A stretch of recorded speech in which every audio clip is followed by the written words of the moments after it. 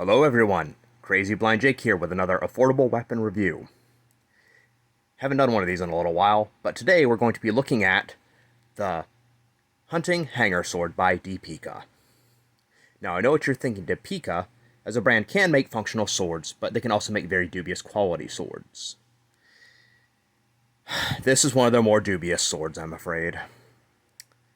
I will give it 2 out of 5, and only because I paid for the sharpening service through Cult of Athena, and the sharpening came out nice. That being said, if you buy one of these, don't waste your money on having it sharpened. Anywho, let's jump into this. Dubious sword review. Now, granted, every company has their lemons.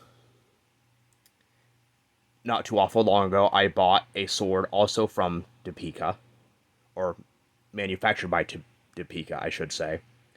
And aesthetically, it was wonderful. But the balance was awful. This one is far worse.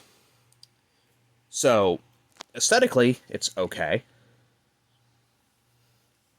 Your standard Deepika or windlass quality scabbard, which actually is not bad and looks very nice. Then you have the grip, the pommel, the guard. Now, aesthetically, it looks decent. You have this chain wannabe handguard thing, which I think is supposed to be predominantly decorative, but I tell you something, it gets in the way. And it already came off once. But aesthetically, it's okay.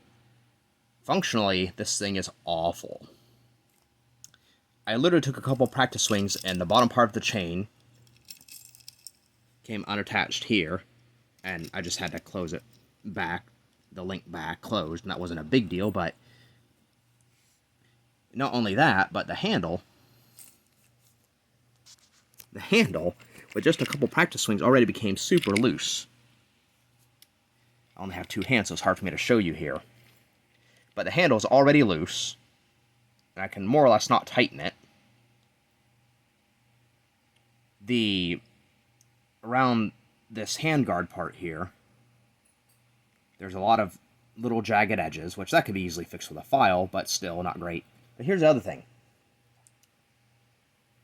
The way that this part of the guard, this part of the hilt is shaped, when you hold it like so, it is not comfortable at all.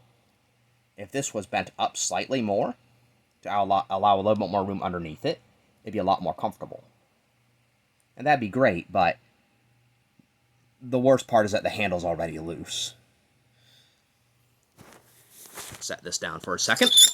Oh, that awful screeching sound of a cheap scabbard and sword. Here's the blade. I feel as though it is, even though it's been sharpened, it is too beefy and too heavy for what this sword is. I understand it was like $100, but come on. I've seen some tactical swords of decent quality for like $50 that were far better than this. But the edge on it, paying for the sharpening, came out good. Overall, just not pleasant. Not very well made. Aesthetically, if you want one in your collection, great. Pick one of these up. Buy munitions grade 1, hang it on your wall. Or, for costumes or what have you. But if you're getting a hanging sword for practice, don't get one of these. Please invest in a better one. It'll be worth it, trust me. This one, not so much. Like I said, I give it 2 out of 5, and that's me being generous because I do like the aesthetics of it. And me being generous because of the good sharpening job that Cult of Athena themselves provided. Had I not gotten this sword sharpened through Cult of Athena, I would have only given it a 1 out of 5.